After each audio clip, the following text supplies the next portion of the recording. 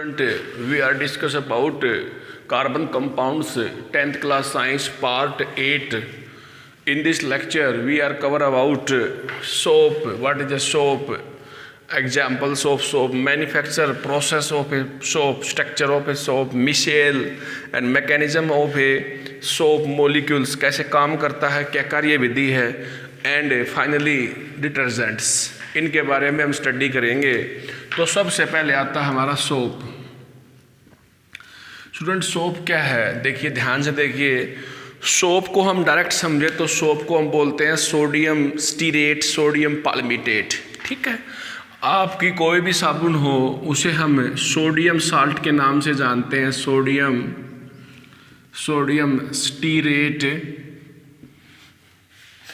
Stearate या sodium palmitate. ठीक है ना, तो सोडियम स्टीरेट बोल देते हैं या सोडियम पाल्मिटेट, चाहे वो लैक्स हो चाहे वो लाइफबॉय हो, केमिकली उस साबुन के अंदर ये केमिकल पाया जाता है। ठीक है, या उसके अंदर होगा बेटे सोडियम पाल्मिटेट,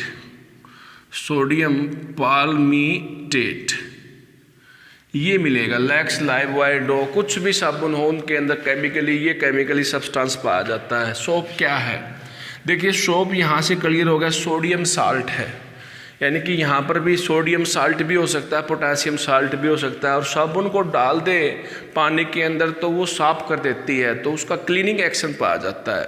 तो हम यहाँ से ये निकालते हैं कि soap is a sodium salt of a, soap is a sodium salt of A carboxylic acid. Carboxylic acid हम कह सकते हैं long chain of A carboxylic acid, long chain of A sodium salt of a long chain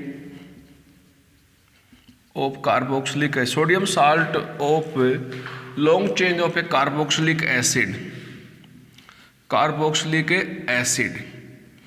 यहाँ पर stearic acid था, ये stearic acid, यहाँ पर पाल्मिटिक एसिड था, लेकिन उस एसिड के H को, कार्बोक्सिलिक एसिड के H को इनके आखिरी के अंदर बेटा स्टीरिक आखिरी के अंदर COH था, कार्बोक्सिलिक एसिड है, इसके H को हमने सोडियम से रिप्लेस कर दिया तो बन गया सोडियम स्टीरेट, सोडियम पाल्मिटेट। तो soap is a sodium salt of a long chain of A carboxylic acid which has a cleaning action in water. पानी के अंदर वो साफ कर देती है कपड़ों को, जो डर्ट और डस्ट पार्टिकल से, ग्रीस से मैले होते हैं उनको साफ कर देती है। तो सोप को हम सोडियम स्टीरेट, सोडियम पाल्मिटेट के नाम से जानते हैं। यहाँ से हमारा ये बात क्लियर हो जाता है। सोप एक यहाँ पर एक बड़ा मॉलिक्यूल्स है जिसके पास दो पार्ट पाए जाते हैं, एक आयनिक ग्रुप होता है और दूसरा होता है नॉन आयनिक ग्रुप। सोप को भी हमने आगे क्लासिफाई कर दिया कि सोप के दो भाग कर दिए बेटे यहाँ पर। एक तो हो गया आयनिक ग्रुप, आयनिक ग्रुप के अंदर आपका कार्बोक्सिलिक एसिड का साल्ट आता है, ये बेटे कार्बोक्सिलिक एसिड है, इसका साल्ट बन गया। यहाँ पर हमने हाइड्रोजन को सोडियम से रिप्लेस कर दिया, हाइड्रोजन को सोडियम से रिप्लेस कर दिया। और यहाँ पर आता है एक लंबी चेन आती है हाइड्रोकार्बन की, उसको हम बोलते हैं non ionic part, non ionic part. Non ionic part के अंदर हाइड्रोकार्बन की लंबी चेन होती है, ये मैंने शॉर्ट में लिख दिया हाइड्रोकार्बन। क्या लिख दिया? हाइड्रोकार्बन्स। तो यहाँ पर हमने ये लर्न कर लिया कि सोप जो मॉलिक्यूल्स होता है वो बड़ा मॉलिक्यूल्स होता है, उसमें आयनिक पार्ट होता है, एक हाइड्रोकार्बन चेन होती है। ओके, यदि हम बात करें कि केमिकल फार्मूला सोडियम स्टीरेट का क्या है, पाल्मिटेट का क्या है, तो इनमें कार्बन की संख्या ज़्यादा होती है। कार्बन की संख्या यहाँ पर हम समझे कि हाइड्रोकार्बन की चेन लंबी होती है। यदि हम सोप मॉलिक्यूल्स को ड्रा करें स्ट्रक्चर, तो इस प्रकार का टैडपोल स्ट्रक्चर होता है। तो यहाँ पर ये आ गया आपका आयनिक पार्ट, ये पॉजिटिव रहेगा, ये नेगेटिव।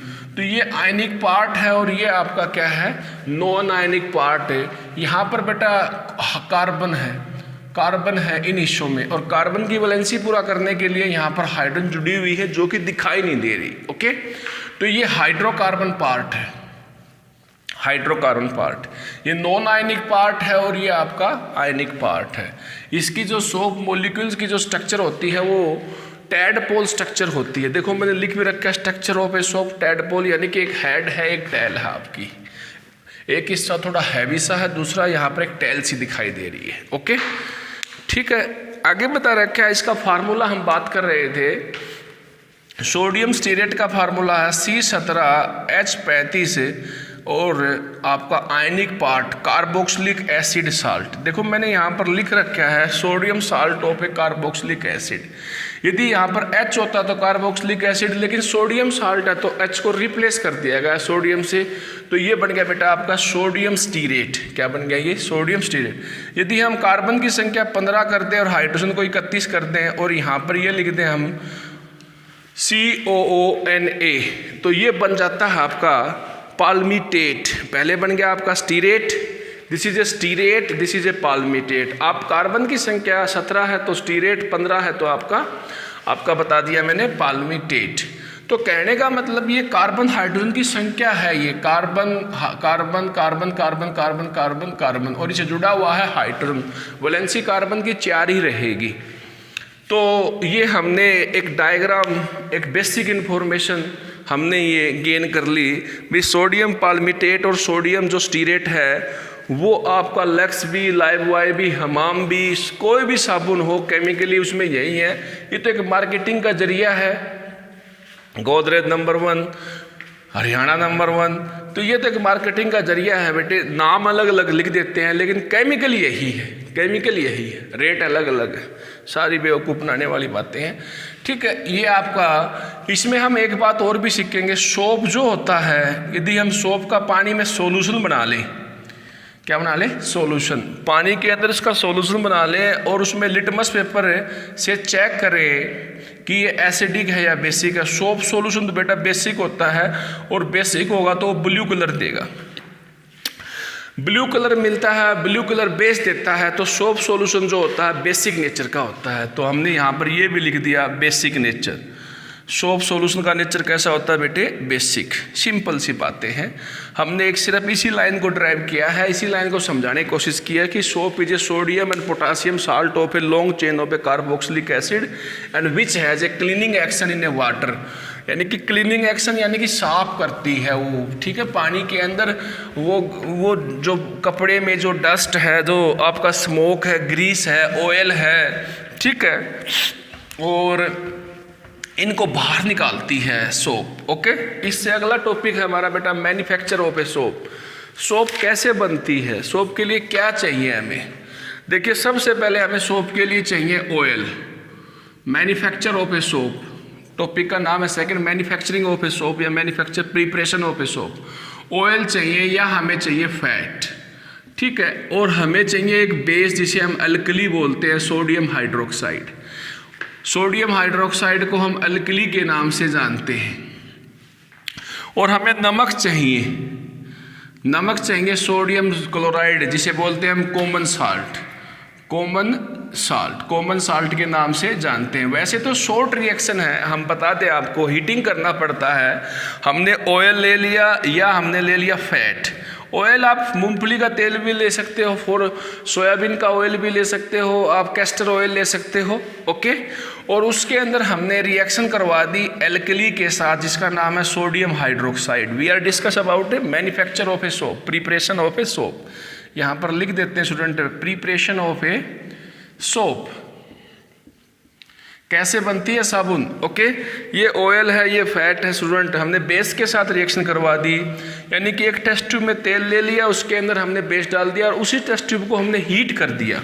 तो प्रोसेस हीटिंग का रहेगा इसमें, यहाँ पर हीटिंग। तो soap is prepared by the heating. किसको हीट करना है? ऑयल फैट को हीट करना है। The soap is made by heating of a fat and oil with concentrated sodium hydroxide. No, तो सोप इस प्रकार बनती है कि फैट को, ऑयल को आप बेस के साथ हीट करोगे तो आपकी सोप बन जाएगी। क्या बन जाएगी? सोप। लेकिन सोप के साथ एक और सब्सटेंस निकल जाता है, एक और आपका अल्कोहल निकल जाता है जिसे हम बोलते हैं ग्लिसरॉल। बहुत ही इंपॉर्टेंट चीज़ है जिसको हम बोलते हैं ग्लिसरॉल। जिसे हम ग्लिसरीन के नाम से भी जानते हैं, जो कि आपके मुंह के अंदर कई बार मुंह आ जाता है, सफ़ेद सफ़ेद स्किन एक इकट्ठी हो जाती है, स्वेलिंग आ जाती है, तो ग्लिसरीन ग्लिसरॉल कूलवेंट कूलिंग इफेक्ट देता है स्टूडेंट। क्या देता है? Cooling effect. आपके जो गर्मी है मुंह से आ जाती है, पेट में गर्मी से कई बार मुंह आ जाता है, तो उसमें काम करता है। इसकी लार हम डालते हैं, लार डालते हैं इसकी ग्लिसरीन की। यहीं से एक रिएक्शन बन जाती है बेटा स्पोनिफिकेशन,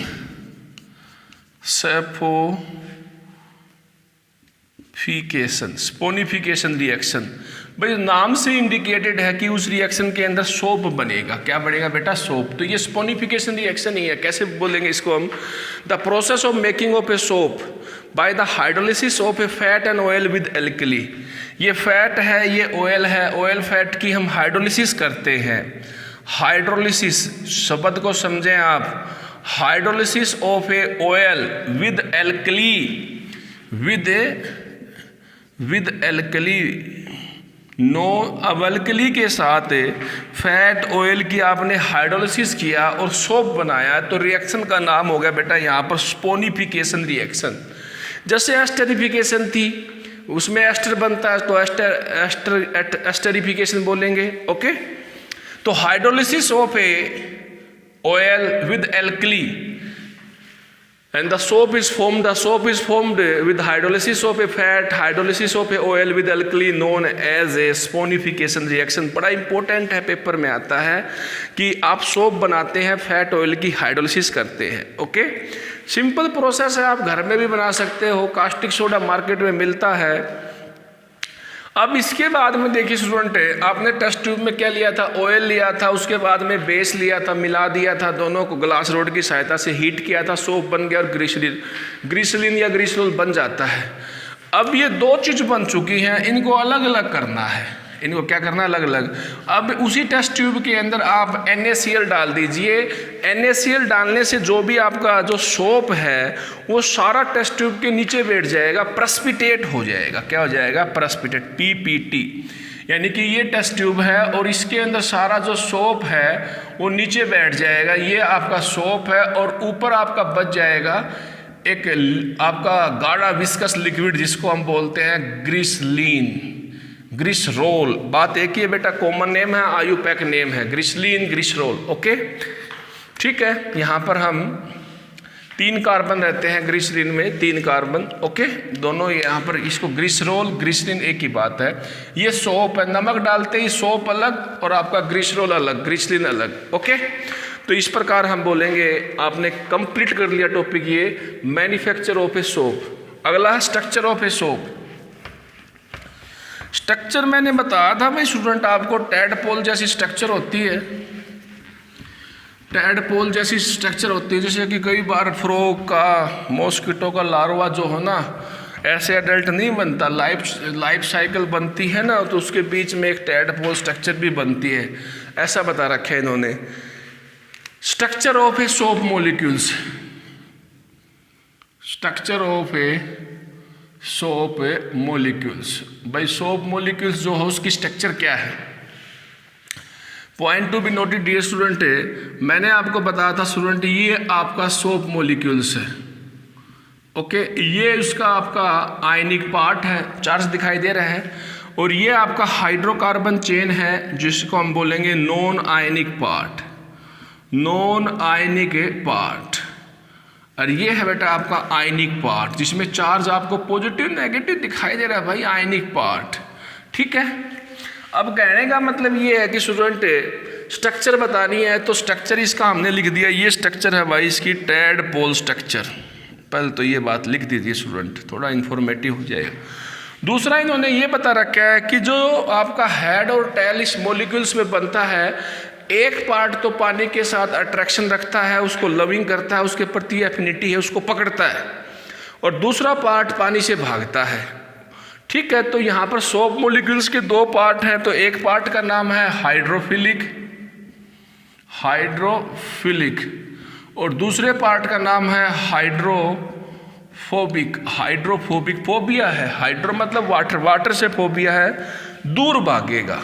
ये पानी से दूर भागेगा तो कपड़े में उपस्थित ऑयल के साथ और ग्रीस के साथ संपर्क में आएगा, डर्ट के साथ संपर्क में आएगा।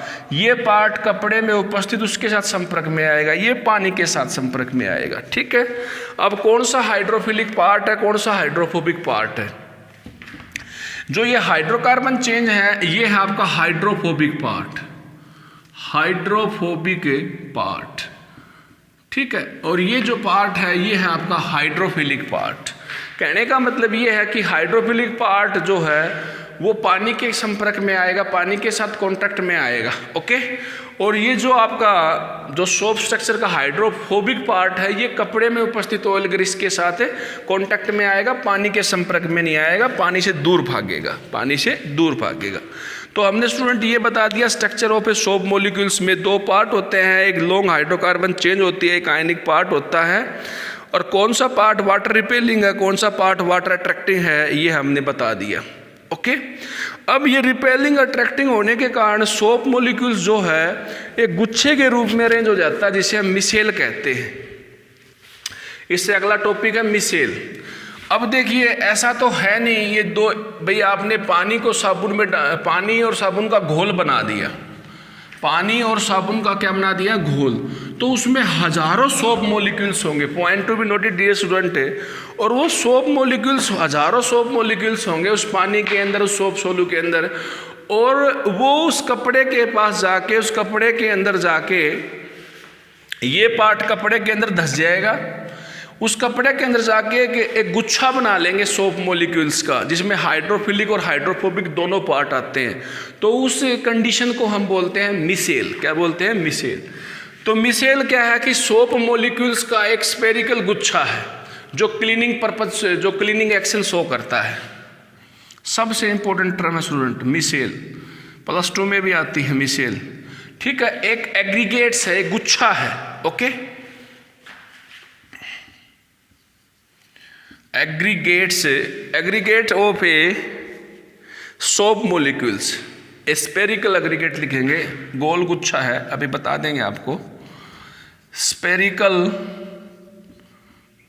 Aggregate of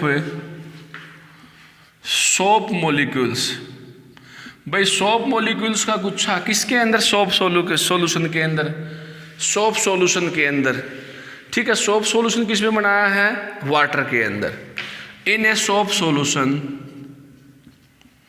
in a soap solution in water, in a water. भाई जब भी पानी के अंदर साबुन डालोगे तो साबुन के अंदर जो सोप मॉलिक्यूल्स है वो एक गुच्छा बना लेगा। क्या बना लेगा बेटा? गुच्छा। समझने की कोशिश करो, ये एक सोप मॉलिक्यूल्स है, ये कपड़ा है, इस कपड़े के अंदर ये ग्रीस है, ये आपका डस्ट पार्टिकल है। हजारों सोप मॉलिक्यूल्स होंगे, दिखाई थोड़ी देते हैं, माइक्रोस्कोप से दिखाई देंगे।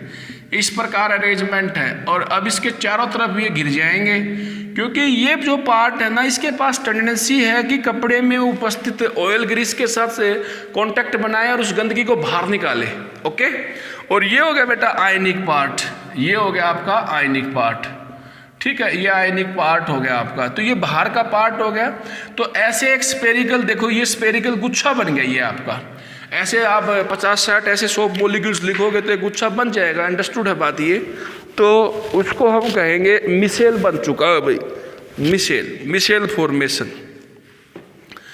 तो पानी के अंदर सोप मॉलिक्यूल्स की गुच्छे जैसी संरचना, गोल गोल गुच्छे जैसी संरचना मिसेल कहलाता है। सिंपल, मिसेल कहलाता है। भाई मिसेल ही कपड़ा साफ करता है, ये बात नोट कर लीजिए। भाई अगला जो टॉपिक आने वाला है वो मैकेनिज्म है, साबुन काम कैसे करती है, कार्यविधि के नाम से जानते हैं। ठीक है भाई, ये बहुत इंपॉर्टेंट टॉपिक है, ये पेपर में आता है। Mechanism of a soap molecule, soap, mechanism of a soap कैसे काम करती है। सोप का भी वही है भाई, और अगला लिखते हैं हम डिटर्जेंट, बाय डिटर्जेंट का भी वही है। दोनों का मैकेनिज्म एक जैसा है, देखिए कैसे काम करती है। भाई बात तो वही है, एक तो मिसेल बना के काम करती हैं, दो पार्ट है ना। सबसे पहले लिखेंगे स्टूडेंट जैसे ही साबुन को और सरफ को पानी में डालते हैं तो गोल गोल गुच्छे बन जाते हैं, और गुच्छों का नाम है मिसेल। तो भाई पहले तो बता दिया मैंने micelle formation. Micelle formation student, सारे के सारे साबुन और डिटर्जेंट जो है ना मिसेल बनाती है भाई। दूसरा पॉइंट ध्यान से सुनना स्टूडेंट, दूसरा पॉइंट है सरफेस टेंशन के ऊपर। जैसे हमें लिक्विड की प्रॉपर्टी होती है, पानी की प्रॉपर्टी, और पानी में पानी और साबुन का घोल बन जाए तो वो भी लिक्विड ही होता है। तो सरफेस टेंशन लिक्विड की प्रॉपर्टी है, इस बात को नोट करें। जैसे हम पानी के अंदर साबुन डालते हैं तो उसमें उसकी सरफेस टेंशन ज़्यादा कम हो जाती है। तो सरफेस टेंशन कम होने से कपड़े में उपस्थित गंदगी जो है पानी के ज़्यादा संपर्क में आती है और बाहर निकल जाती है। तो कहने का मतलब ये है कि जैसे हम सोप को पानी में डालते हैं तो पानी की सरफेस टेंशन कम हो जाती है। तो to decrease the surface tension of a water, to decrease the surface tension of a water, point to be noted, tension of a water. भाई पानी की सरफेस टेंशन कम होने से क्या होगा? पानी की सरफेस टेंशन कम होने से कपड़े का, साबुन का और डस्ट पार्टिकल का, इम्प्योरिटीज का संपर्क ज़्यादा बनेगा और कपड़ा बाहर जो जल्दी साफ हो जाएगा और गंदगी बाहर निकल जाएगी। ओके, तो मिसेल फॉर्मेशन होता है, ठीक है, और सरफेस टेंशन कम होता है। अब कुछ समय के बाद में ऑयल जो होता है वो पानी में घुलना शुरू हो जाता है। तो पानी और ऑयल का संबंध होता है बेटा इमल्सन बनना। जैसे दूध में घी होता है वो इमल्सन है, गुड एग्जाम्पल ऑफ इमल्सन। दूध के अंदर चिकनाई आ जाती है, वो इमल्सन है। तो अब यहाँ पर ग्रीस भी चिकनाई है और पानी है, तो इमल्सन। तो यहाँ पर इमल्सन फॉर्मेशन हो जाता है, इमल्सन फॉर्मेशन, इमल्सिफिकेशन भी बोल देते हैं, इमल्सिफिकेशन, इमल्सिफिकेशन। इमल्सिफिकेशन बड़े बड़े जो पार्टिकल होते हैं, छोटे पार्टिकल में मतलब इमल्सन बन जाता है। ओके, बाय मैकेनिकल फोर्स, हम जैसे कि कोई स्टिक लगाते हैं, मशीन भी चलती है, रोटेट करती है, तो एक फोर्स लगता है। By applying of a mechanical force, by applying of a mechanical force. ओ भाई मम्मी थप्पी से लगाए या डंडे से लगाए, वो आपको पता अच्छी तरह, मैकेनिकल फोर्स यूज किए होंगे, mechanical force, mechanical force. Okay, micelle formation होता है जिससे कपड़ा साफ होता है, पानी की सरफेस टेंशन कम हो जाती है जिससे और ज़्यादा साफ होता है, और इमल्सन बन जाता है, और फोर्स लगता है जिससे गंदगी बाहर निकल जाती है। ये सारा मेथड यही कहता है कि भी साबुन इस प्रकार से काम करती है, कार्यविधि। इसमें आप इस बात को भी डिस्कस कर सकते हो कि जो सोप मॉलिक्यूल्स होता है उसके दो पार्ट होते हैं, एक हाइड्रोफिलिक, एक हाइड्रोफोबिक। लिखना इसके अंदर, हाइड्रोफिलिक पार्ट जो होता है वो पानी के साथ संपर्क बनाता है, और हाइड्रोफोबिक पार्ट जो होता है वो कपड़े में उपस्थित ऑयल ग्रीस के साथ संपर्क बनाता है। उसके अंदर वो चेन जो होती है वो धंस जाती है और उसको बाहर निकालती है, उस गंदगी को बाहर निकालती है। हो गया आपका एक्शन। हमें कपड़े से इम्प्योरिटीज को तो बाहर निकालना है। एक होता है हाइड्रोफिलिक पार्ट, एक होता है हाइड्रोफोबिक पार्ट। हाइड्रोफोबिक पार्ट जो होता है वो रिस्पॉन्सिबल है गंदगी को बाहर निकालने के लिए। आप ये भी लिखें, डायग्राम जरूर बनाएं अकॉर्डिंग टू एनसीईआरटी। भाई इसके बाद में स्टूडेंट आपका आता है डिटर्जेंट, और क्वेश्चन पेपर में ये भी आता है सोप और डिटर्जेंट में क्या अंतर है। भाई सोप तो सस्ती होती है, डिटर्जेंट महंगा होता है। सोप का जो सॉल्यूशन होता है वो पोल्यूशन काज नहीं करता, बायोडिग्रेडेबल है, पुअर क्लीनिंग एक्शन है, ये आप पता आपको। भाई सस्ती चीज़ तो देखो ज़्यादा इफेक्टिव होती नहीं है। ये हो गया सोप। सोप के बारे में दो बातें, इसका वीक क्लीनिंग एक्शन होता है। वीक क्या होता है? Cleaning action. ओके, इसका वीक क्लीनिंग एक्शन होता है। सोप जैसे काम करने के बाद जो वेस्टेज होता है वो वेस्टेज बायोडिग्रेडेबल होता है, वो पोल्यूशन काज नहीं करता, ठीक है। तो do not cause pollution, do not cause pollution, do not cause pollution. Soil pollution आपका जो है वो काज नहीं करता, वाटर पोल्यूशन काज नहीं करता, इजीली बायोडिग्रेडेबल हो जाता है। और ये हमने बता रखा है कि सोप जो होती है वो आपका सॉफ्ट वाटर में काम करती है, सॉफ्ट वाटर के अंदर, हार्ड वाटर के अंदर काम नहीं करती। सॉफ्ट वाटर में प्ले करती है, सॉफ्ट वाटर के अंदर, हार्ड वाटर में काम नहीं करती। देखिए डिटर्जेंट क्या है, पहले तो टेक्निकली समझिए डिटर्जेंट है क्या। जैसे मैंने बताया था सोप को हम सोडियम स्टीरेट बोलते हैं, सोडियम पाल्मिटेट बोलते हैं, काम खत्म, लेक्स लाइबॉय कुछ भी हो यही है। लेकिन डिटर्जेंट क्या है, detergent is a sodium and potassium salt of A benzene sulphonic acid. देखिए इसमें साल्ट तो सोडियम ही रहेगा, sodium potassium, sodium potassium salt of A benzene sulphonic acid, benzene sulphonic acid, sulphonic acid. अब मैं आपसे ये बताना चाहता हूं कि चाहे डिटर्जेंट टाइड का हो चाहे निरमा हो, उसके अंदर केमिकल यही होगा, उसके अंदर केमिकल यही होगा। ओके, इसको ही मॉडिफाई कर देंगे, उसका जो आधार है यहाँ पर बेंजेन रिंग मिलेगी उसके अंदर। Okay, benzene sulphonic acid. तो केमिकली हमें डिटर्जेंट को सोप लेस सोप के नाम से भी जानते हैं, सोप लेस सोप। क्यों सोप लेस क्यों कहते हैं, क्योंकि सोप में तो होता है सोडियम पाल्मिटेट, इसमें सोडियम पाल्मिटेट नहीं है। ओके, सोप इसलिए बोलते हैं जैसे ये काम करता है मैकेनिज्म, इसका मैकेनिज्म भी वही है, मिसेल फॉर्मेशन, इसका मैकेनिज्म भी वही है, मिसेल फॉर्मेशन। कपड़े साफ उसी तरीके से करते हैं, आप ये समझ सकते हो। ओके, इसके बाद में स्टूडेंट डिटर्जेंट महंगा होता है, इसका जो वेस्टेज होता है बाद में वो सोयल पोल्यूशन, वाटर पोल्यूशन काज करता है। ये हार्ड वाटर में प्ले कर लेता है, हार्ड वाटर के अंदर, वैसे समुद्र का पानी हो, ठीक है ना, हार्ड वाटर और सॉफ्ट वाटर दोनों में प्ले करता है। Okay, hard water soft water दोनों में प्ले करता है। सोप और डिटर्जेंट में एक डिफरेंस ये है बेटा कि soap is a sodium and potassium salt of A carboxylic acid, लेकिन जो आपका डिटर्जेंट है वो है sodium potassium salt of A benzene sulphonic acid, benzene sulphonic acid, benzene sulphonic acid. Okay, तो हार्ड वाटर हार्ड क्यों होता है, देखिए हार्ड वाटर में साबुन काम क्यों नहीं करती। हार्ड वाटर के अंदर कैल्शियम और मैग्नीशियम के साल्ट पाए जाते हैं। अब सोप भी एक साल्ट है, हार्ड वाटर में भी साल्ट है, दोनों साल्ट आपस में रिएक्ट करके एक स्कम बना लेते हैं जिसमें साबुन फट जाती है, साबुन के छोटे छोटे टुकड़े कपड़ों के ऊपर जमा हो जाते हैं।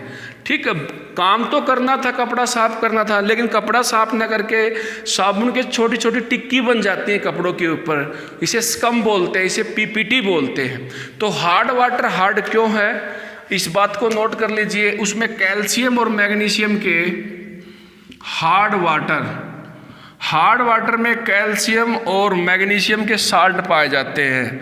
अब वो साल्ट कौन से हैं, कैल्शियम का क्लोराइड, कैल्शियम का सल्फेट, कैल्शियम का बाइकार्बोनेट, ये भाई ये है एज इट इज, इसमें ये है मैग्नीशियम का क्लोराइड, मैग्नीशियम का सल्फेट, मैग्नीशियम का बाइकार्बोनेट। कहने का मतलब हार्ड वाटर में ये केमिकल सब्सटेंस है, साबुन में है सोडियम स्टीरेट, सोडियम स्टीरेट, ये दोनों आपस में रिएक्ट कर जाते हैं।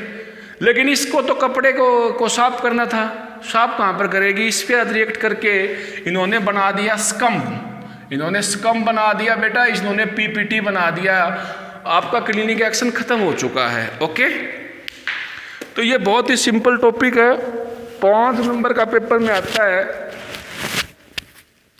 ठीक है स्टूडेंट, ये हमने कंप्लीट कर लिया, पूरी केमिस्ट्री हमारी कंप्लीट हो चुकी है। लेक्चर जो आपका 8 है ये। Okay, thank you very much, take care.